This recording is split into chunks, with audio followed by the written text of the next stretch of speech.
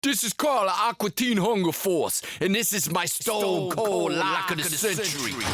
Or the week.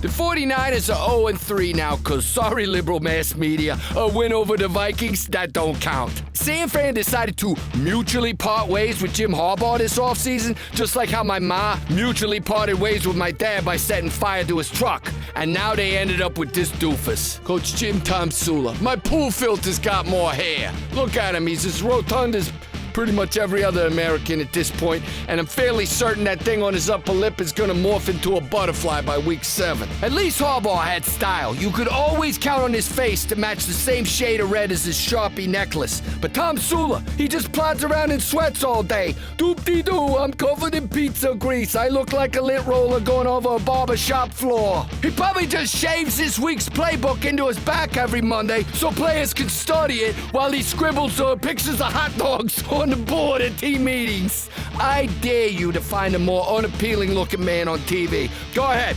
I'll wait. He looks like a loser, right?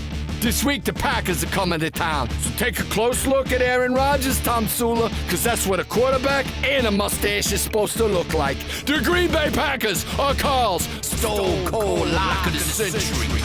Or a week.